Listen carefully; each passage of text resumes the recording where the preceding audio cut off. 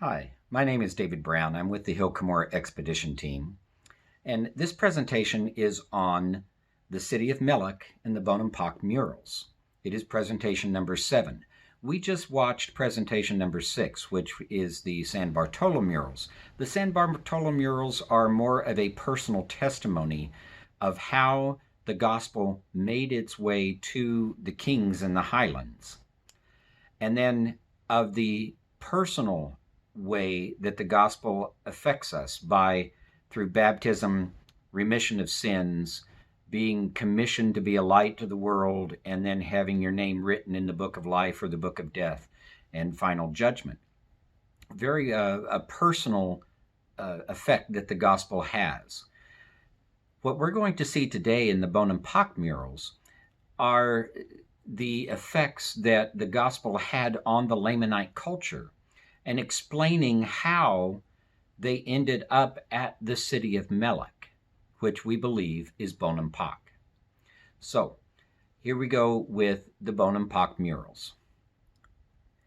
After the Ammonites and the anti-Nephi-Lehi moved into Jershon, there was a short period of unmolested industry. However, our research indicates that the new immigrants in Jershon were encroaching on Zoramite commerce. This was apparently causing tempers to flare. Alma understood that it was easier to reason with someone through the means of the gospel as opposed to the use of force. Alma took several missionaries with him and traveled to the land of the Zoramites, which is referred to in the Book of Mormon as the land of Antionum, to see if the gospel could make a positive impact there. Take a note here, Antionum means against one, or against unification is the way we understand it. We're going to see some geography here in a moment that helps explain kind of what was going on within the Mulekite culture that made them against a unification with the Nephites. We have discovered that the Antionum region is the center of the Rehobec culture. This area borders on the land of Jershon, and comprehending this geography helps us to understand why Alma went to the Zoramites to intercede. Alma travels with missionaries from Yaxchitlan to the land of Antionum. Take a look here. Notice the geography. Calakmul, it was the long-standing capital city of the Mulekites. And to the east of that is the Rehobec area. Rehobec is very close to the Bay of Chetumal. And what our research is indicating to us is there is a industry that's happening there between Calakmul and the Bay of Chetumal that is very important and has its own power structure. And therefore, when people are coming in and encroaching in Jershon, they're a little bit too close. They're causing issues with the industry that's going on there. And so that's why there's tensions that's happening, and we'll see how this fleshes out here in a moment. The description that Alma provides of the social order in Antionum seems to be a structured order with only an elite class and a worker class. There appears to be little or no middle class. The working class individuals complain that they built the temples, but are not allowed to worship in them because their clothing is too coarse. It is the working class people who are attracted to the gospel that Alma is preaching. This leads to disruption of the status quo, and the elite class expel the lower classes until they find that they have fewer workers and lower production. Now that last statement there is an assumption, but it's one based on what we're finding. Now the lower class is being threatened, so Alma offers that they too are allowed to relocate to Jershon. So here we are with the converted Zoramites also relocated to Jershon. But they're not traveling very far. They're only traveling maybe 100 miles from Rio Bec over to the Belize area. The implied problem here is that they are not moving far enough. It is still close enough to the Zoramite Antionum region and production fields that they are not free from persecution. The Book of Mormon does not explain why these Zoramites and Ammonites are moved to the city of Melek. It only states that they are relocated there. So the converted Zoramites and Lamanites are now relocated to the city of Melek, which we have identified as the city of Bonampak. And you can see how they're moving across over towards Yashitlan, just like 50, 70 miles from Yashitlan, which we have identified as Zarahemla. So they're moving to an area much closer to Zarahemla, supposedly so that the armies of Zarahemla, the Nephite armies, can better protect them. They were a long distance away. They apparently, in Jershon, were too far away to be able to be adequately protected. And so they're moving them into Bonampak. This is creating an issue. We have a total of 7 cities that have masses that are vacating the highlands go down to Jershon. And now those masses are being moved from multiple cities to one city, the city of Melek. What we believe is happening is that there's also, that relocation is taking place around the time that Hagoth has ships that are going to another area. They are migrating out of the region. And we believe that the bulk of that migration are the Ammonites, the anti-Nephi Lehis, because they're wanting to take their families out of harm's way. Our research indicates that the city of Melek is the ancient site of Bonampak. As we look to the murals, structures, and stelae at Bonampak, we begin to further understand what the converted Lamanites were experiencing and the trials they had to endure. This is a photo of the Maya site of Bonampak, which again we have identified as the city of Melek. This is the building where we find the Bonampak Murals. It is a structure with 3 rooms. It's located on a raised plaza off of the Grand Plaza, but it is not the highest point. We believe that it is being placed here to give the historical context of the people that are now moving into this city. Different views of the structure show that it has 3 separate rooms and each with its own access door. Each room contains murals on the walls, and these you see here in the upper left-hand side, a frontal view, and then right below it is a floor plan. These bottom 2 views are giving you cross sections. One is the length cross section that shows you the 3 rooms. The other is an end cross section that lets you know what the configuration of each room looks like.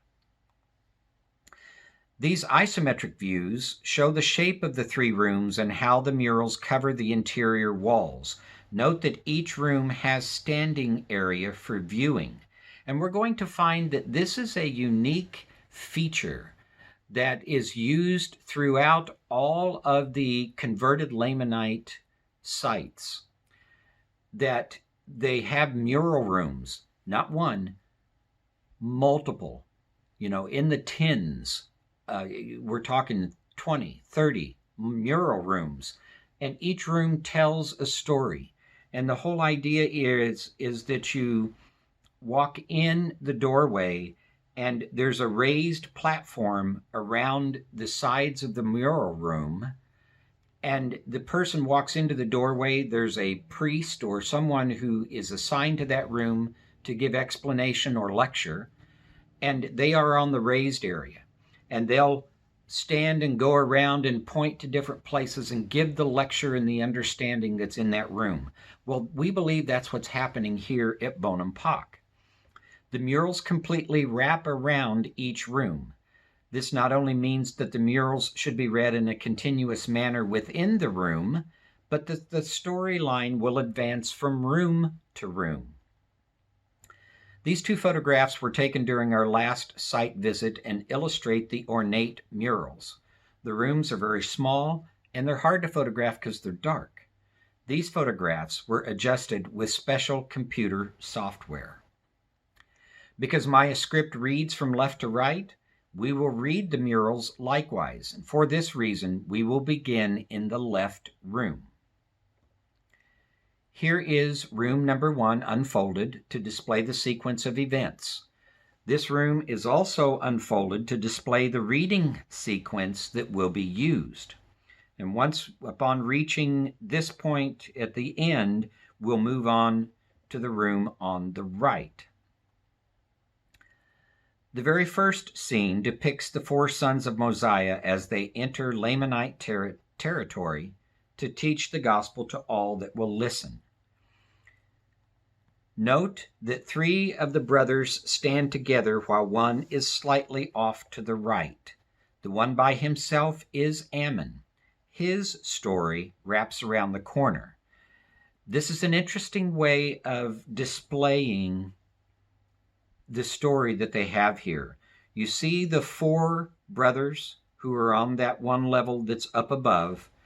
They are operating on an elevated plane. And the ones down below, this isn't geography anymore. This is a spiritual story, and so they're talking about spiritual planes. The ones who are with white cloaks and quetzal feathers are operating on a higher plane than the ones down below. Notice that all are in cloaks, white cloaks, to denote purity, and that all have quetzal feathers in their headdresses. They teach the quetzal religion,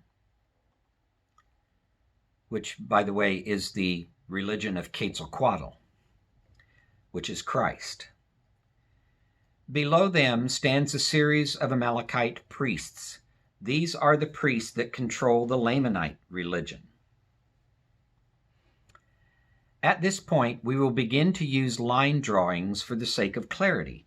Note that God is blessing the event, and that's illustrated up above in the celestial level in the very high area, the very top region. Also note that the Amalekites are holding 2 standards. One represents the sun, and the other represents the moon. In other words, they are professing a religious belief that is very much guided by the tracking of the sun and the moon. As we wrap around the corner, it must be understood that an artistic technique comes into play. Ammon is depicted again on the new wall. This aspect shows that any one character may be depicted more than once in a sequence as the storyline demands.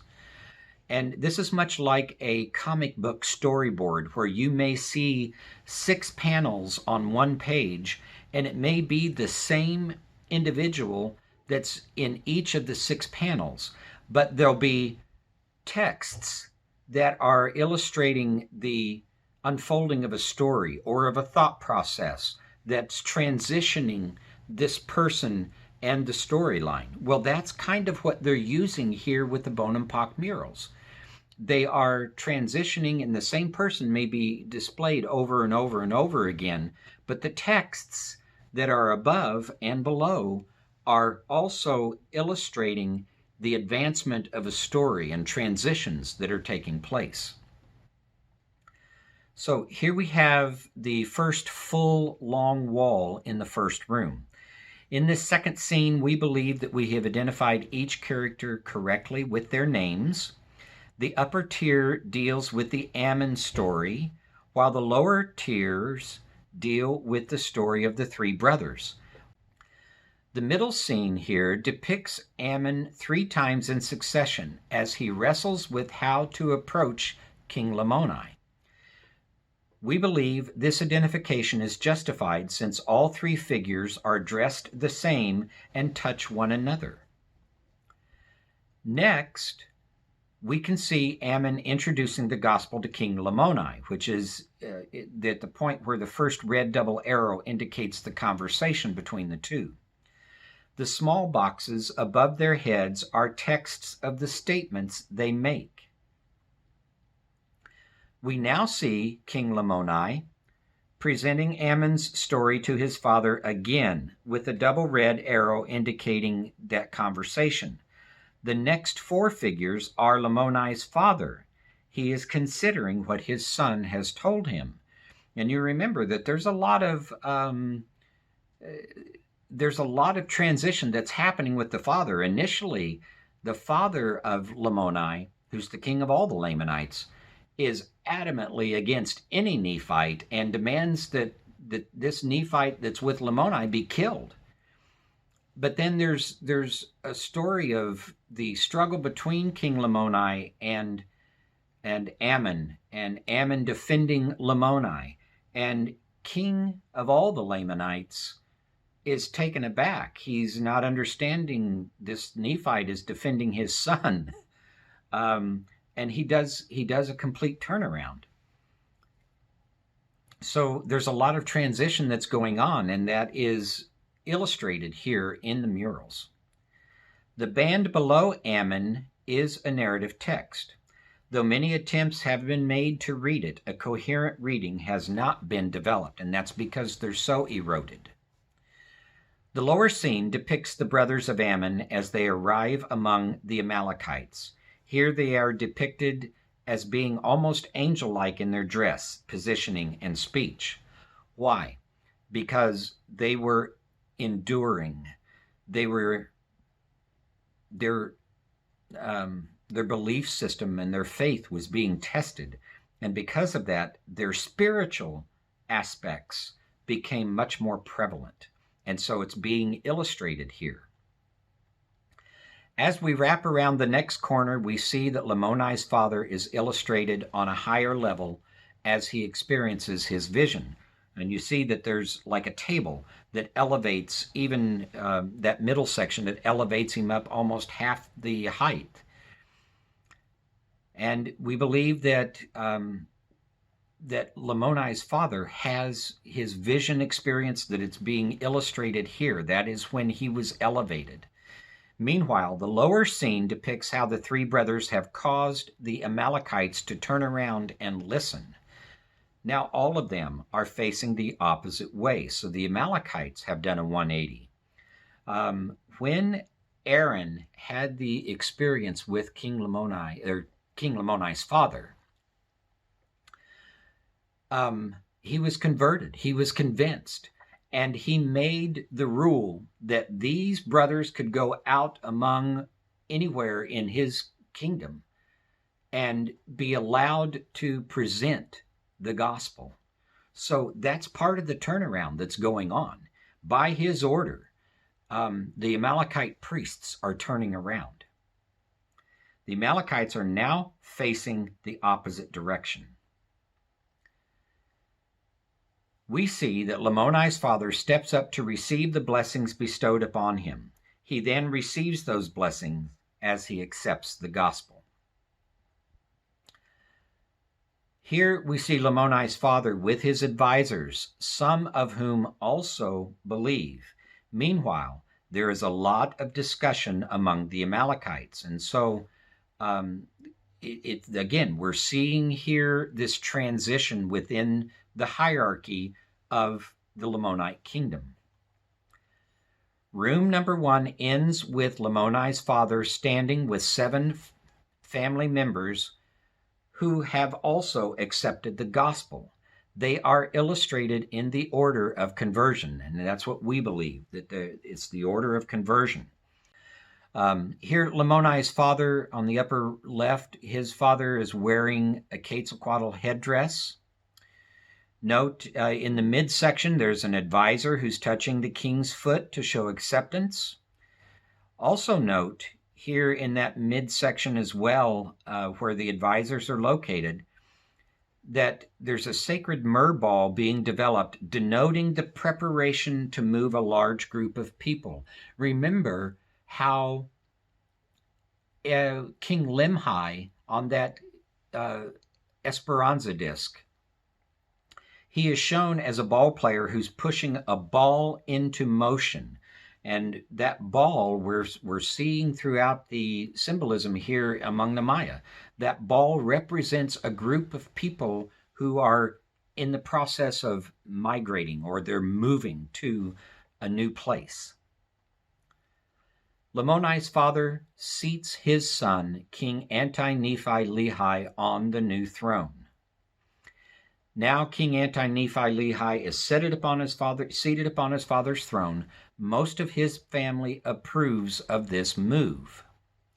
So, this first room is the introduction of the gospel into the Lamanite region. It's the conversion of King Lamoni. It's the conversion of the king of all the Lamanites, is the movement of the gospel throughout the Lamanite kingdoms, and the conversion of multiple cities who are affected by this, and King Anti-Nephi-Lehi being put on the Lamanite throne.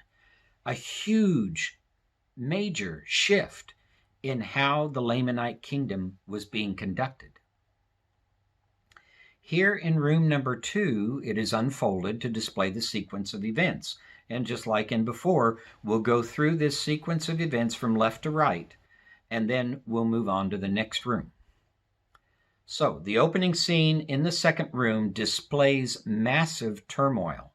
This is the result of those who cannot accept the new conversion.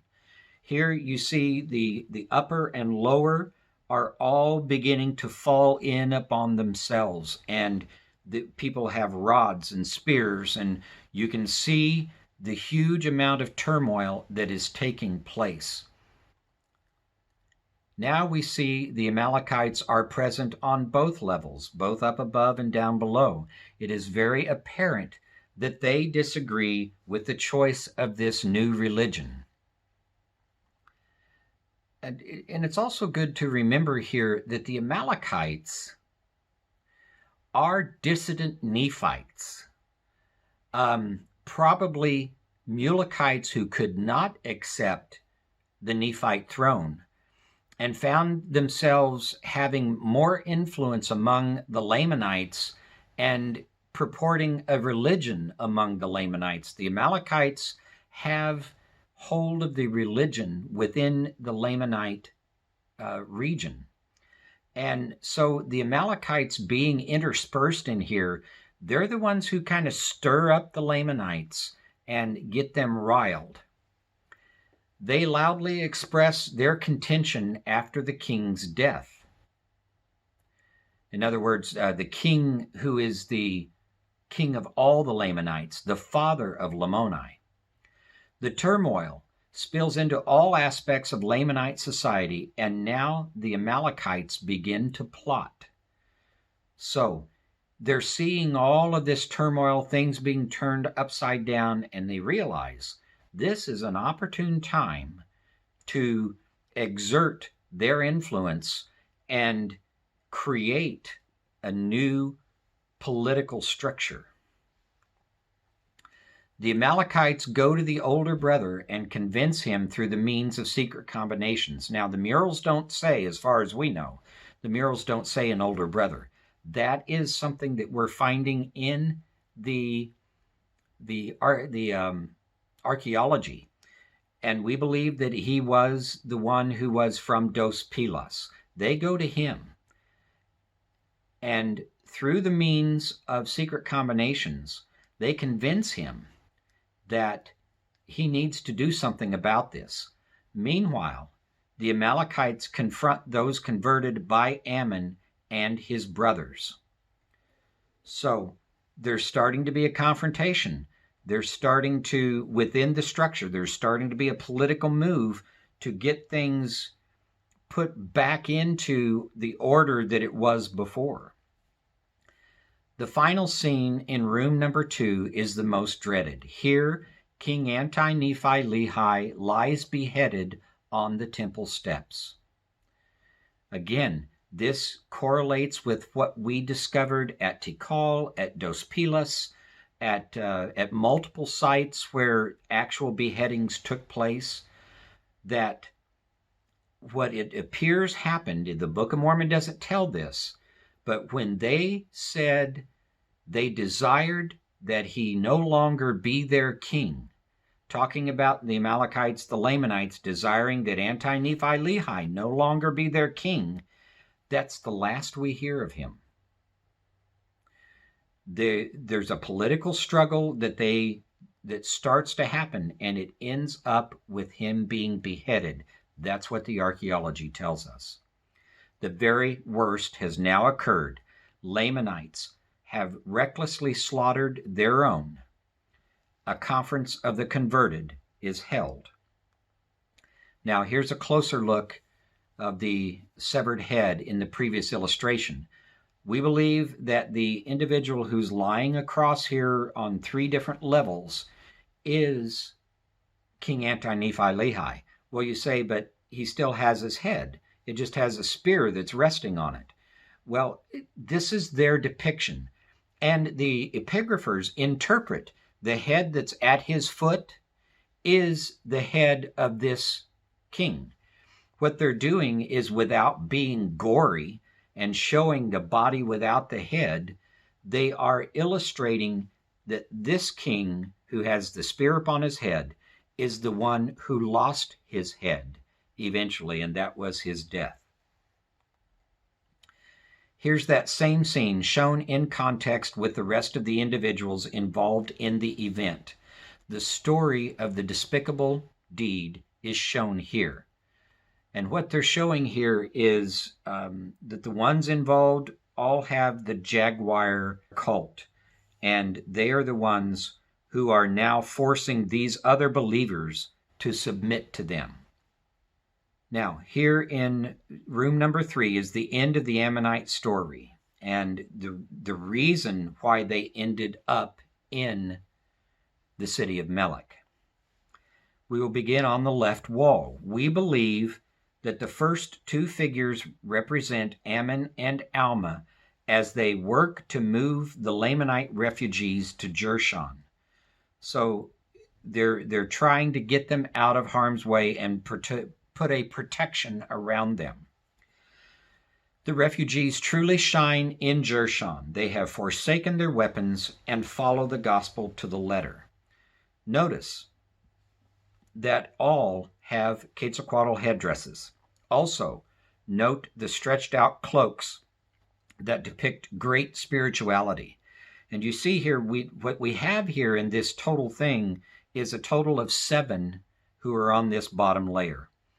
I'm not sure if the ones up above are Alma and then the sons of Mosiah. There's 3 of them being shown, and one of them's holding a myrrh ball. I'm not sure exactly the context of what's up above, but there are 7 down below. There were 7 Lamanite cities that were converted to the gospel, and they moved into the lowlands. The war has not broken out between the 2 groups. The imminent danger is obvious to all. And this is where we get to the part that we were just talking about, where the Zoramites are brought into the land of Jershon, and Alma is trying to go to the Zoramites to stop this from becoming a war. He's trying to make a political gesture and bring a gospel of peace, basically bring an olive branch, and keep this from going to war. And it could be that Alma's efforts were what eventually brought all these people from Jershon to the city of Melek. But here in the murals, we can see that the trumpets of war are sounding. Thus, the heads of state discuss what should be done. Concerned about this situation, the Mosiah boys and Alma approach the judges of the Nephites. An agreement is reached so that the refugees who had taken an oath of non-aggression will move to the city of Melek for their own safety. Again, you can see how we've identified this here on the slide, that you've got Himni, Amner, Aaron, Ammon, and Alma too, who are approaching the judges, and they're giving a plan. The judges then are either agreeing or not agreeing. And then eventually, for the safety of everyone, they're all brought to an area here in Bonampak, which is much, much closer to Zarahemla. The Nephites can better control their safety. The Mosiah brothers, the judges, and the refugee leaders discuss the options. The result is that the refugees must once again move. They are admonished to keep their non-aggression vows. For reasons unknown to us, the city of Melek is chosen. All we can do is assume that it's because it's closer and it's easily defensible. This new location is seen by the refugees as a wonderful gift. The refugees view it as miraculous. Now, we have two significant murals depicting stories regarding converted Lamanites. One at San Bartolo that expresses the gospel message, and this one at Bonampak that illustrates the history of the Ammonite struggle. There are other structures and stela at Bonampak that further develop the concept that these people were converted Lamanites. This huge stela is found in the center of the Grand Plaza at Bonampak, and it illustrates the story of why the converted Lamanites were brought to Bonampak. This line drawing of the stela allows us to understand the message. This warrior stands on top of the efforts made by the missionaries who have converted 7 Lamanite cities. And this conversion is illustrated in the multiple symbols that are down in that foundation. So here we see the warrior is standing on top of that foundation. He's holding a spear with his right hand, and there is a severed head touching his left elbow. We believe that this is illustrating the Nephite nation, the warrior is. The Nephite nation who is acting as the warrior to protect the bonds that the Lamanites have made to never again use their weapons of death. Thus, the bindings on the spear allude to the bond. Notice how the Quetzal headdress of the warrior is wiping the blood from the end of the spear. This is illustrating the forgiveness that the Lamanites had received and which the Nephites were committed to help them keep. Also note how the eye of the warrior is fixed intently on the bindings on the shaft of the spear. Again, this places an exclamation on the Nephite commitment to support the Lamanite bond of peace. That is the Nephite vision, is to help them maintain their bond of peace. The severed head on the left elbow is representing the event that caused the move to the city of Melek. It is the beheading of King Anti-Nephi Lehi. The Nephites want to protect the converted Lamanites from this form of aggression. And there are also other clues in the text and images at the base of the stela that juxtapose the numbers 3 and 7. We know that there were 7 cities of Lamanites converted to the gospel, and later there were 3 cities named that were not part of the conversion. The implication is that the Lamanite kingdom was comprised of 10 Lamanite cities. It is alluded to in the murals and on this stela, as well as found of others found at Tikal, of other stela found at Tikal. And not only that, there's a location at Dos Pilas called Aguateca that also has a building that's called the Reunion House, and it has a total of 10 illustrated there, but they make a division of 7 and 3. So there's so many allusions here to these same numbering systems and to the fact that these 7 cities were enlightened and moved, and the 3 cities did not. The murals and stela at San Bartolo and Bonampak illustrate and confirm the stories we find in the Book of Mormon concerning the trials and tribulations of a people who were converted to a gospel of peace. The Nephites were tasked with using their armies to protect the throne of David and to protect those who, by their vows, could not protect themselves. These were a people preparing for the coming of their Messiah. Each segment of the gospel society was attempting to prepare the people for the Messiah's, appearance. But in addition to the Book of Mormon stories, we have been able to discover many things concerning the people of Antionum, the Ammonites, and the land of Jershon. Our discoveries truly flesh out the motivations of these cultural factions and give a more complete understanding of the Book of Mormon people. We will be covering these in the last segment of our presentation on the Ammonites. So, this completes our presentation number 7, which is on the City of Melek and the Bonampak Murals. It is an amazing affirmation of their conversion story and of the archaeology that we're finding. They were converted while in the highlands. Because of their conversion, they moved to a place of safety in the land of Jershon, which we have discovered is basically the area of Belize. But that is disrupting the commerce and the industry in that area. The Zoramites especially are upset about this. And so in order to avoid further conflict, the King Anti-Nephi-Lehi has already been killed. And in order to avoid further death and destruction, they move those cities into the city of Melek, which is Bonampak. And here at Bonampak, they tell their story in murals written on walls. It's beautiful. Our next presentation is going to be the industrial complex. Presentation number 8, the industrial complex that is the land of Jershon.